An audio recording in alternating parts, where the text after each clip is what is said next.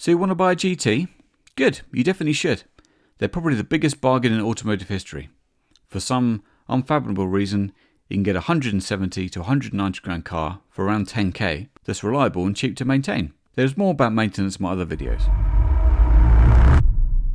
Here is almost everything I've learned about the GT to give you the knowledge for things to look out for, but please don't use it as a reason not to get one, but more of an explanation of common issues, what they mean, and if it's going to cost a lot to fix.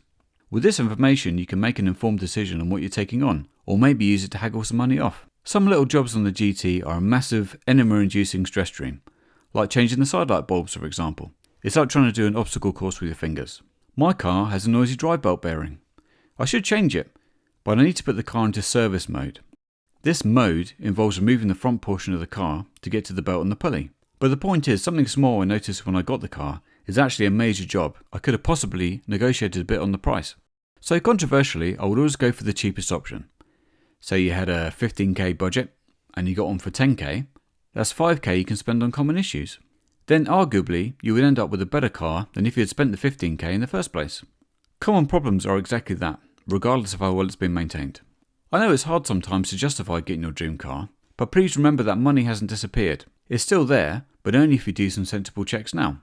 Before you go look at the car, spend a few pounds on a car check. You can see the MOT history and if the car has been involved in a crash. Then it won't bite you when you come to get your money back and find there's something you missed. You can't depend on the seller to be honest. If you can, then I would recommend getting a car from 2006 onwards. It's when they revised a few things on the car, mainly the vacuum pipes. They're hard to get to and therefore expensive to replace on an earlier car. I am of course assuming you don't have access to a workshop, a lift, and don't mind dropping the engine and subframe to do the work yourself. If it's a crazy good deal on an early car, then I will check for evidence the pipes have been worked on or replaced already. It's just it would tarnish the enjoyment of driving a ticking financial time bomb.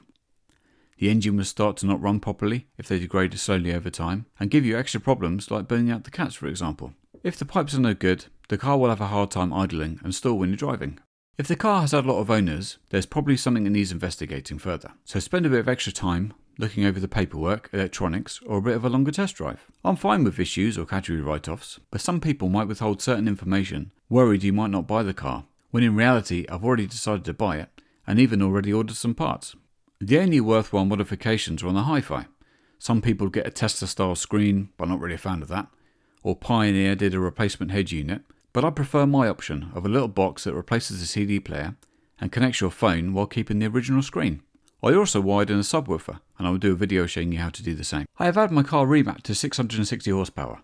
It's been brilliant, but I do recommend if you want to do the same, you take it to a garage that offers a rolling road service. They can check the car over before the remap and test it properly after.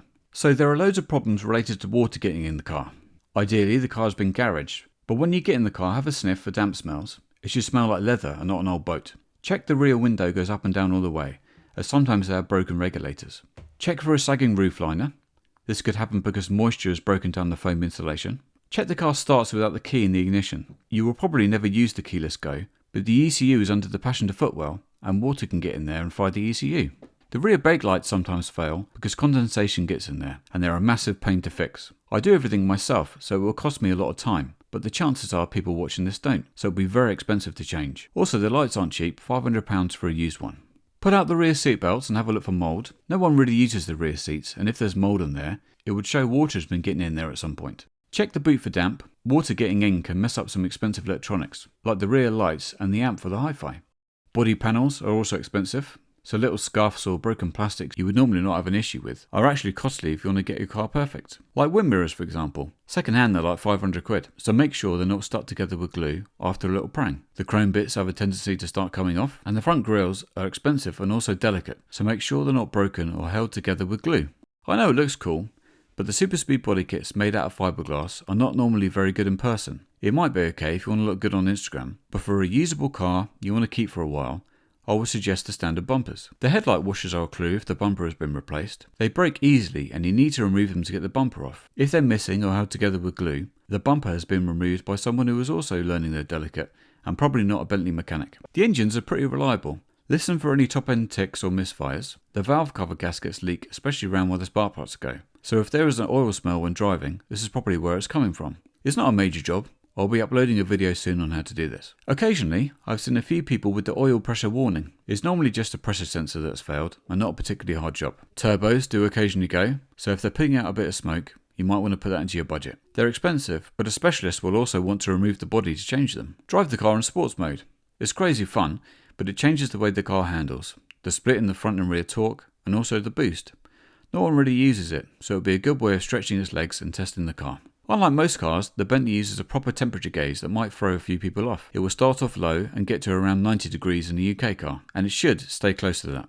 Very occasionally, they need a head gasket, so it is worth looking out for. It's actually not a massive job in terms of head gasket, but unless it's staggeringly cheap and you're an experienced mechanic, I'd probably look at some different options. My car has developed a rattle on startup from the exhaust. It's the rear actuator that opens up when the exhaust is in sports mode. Everything is working fine, so I wouldn't let a similar noise put you off. The service history doesn't have to be immaculate, as these cars aren't driven much, but oil changes every couple of years will be a good sign. The GTs are normally better looked after than the Flying Spurs, as they were a personal indulgence rather than a working car. So having a good look around the car will probably tell you a better story than the service history. Look for rusty bolts and the condition of the rubbers. Listen for squeaky suspension over bumps. This would mean the bushes are going. Check the suspension goes up and down and that you can hear the car's suspension pump working. But it shouldn't be too noisy. Have a look at the tyres. Uneven wear would also show a bush needs replacing. Fortunately, the suspension parts are interchangeable with most Audis and they're not expensive. When you come to a stop, it should be gentle. If it bangs into first gear, the gearbox needs an oil change. Gearboxes aren't top priority for servicing, especially as they're supposed to be lifetime oil. The Bentley uses a ZF gearbox. The parts are readily available and cheap. The GT was designed to go 200 miles an hour, quite a feat in its day. So a lot of things are over-engineered like the diffs. They have their own radiators and cooling pipes that can leak, so listen out for whines at high speeds. Check the parking brakes work. They're not expensive and an easy job, but most people won't use them. And if they break when they're on, you're stuck, unless you happen to have some tools. You will get this light if there is an issue. This is the engine management light. There's no way of knowing what that is unless you have a code reader with you. But if it flashes, that means there's a misfire. This is most probably a coil pack, and it's advisable to change all 12. If one is on the way out, the others will soon be failing too. If the engine seems smooth and drives okay, it's most likely not something major. Make sure you can see the management light on before you start the car, or it might have been disabled to hide something. This is the tyre pressure light. The batteries can die after a while in the sensors, or the car might have aftermarket wheels. This is the rear wing light. It's common for these to fail. It's not normally a big deal. Most of the time it's just the wires that are broken in the hinges. So none of these are deal breakers. If you're going for the lower end of the budget, it's just letting you know what the issue could be and how much money you would need to prepare to spend. But look, mine's a category S, 90,000 miles, it has a few little dings and the engine management light is on after time. But do I love it any less? No, and it's also not going to be a daily driver, so when you do drive it, it will always be an occasion. But if the engine was noisy, the turbos were on the way out, I would probably look at some different options. If you do use this information to get a slightly better deal, let me know in the comments. Over time we'll have videos to show how to fix all of the above. So let me know what problems you have and I'll make a video. Cheers!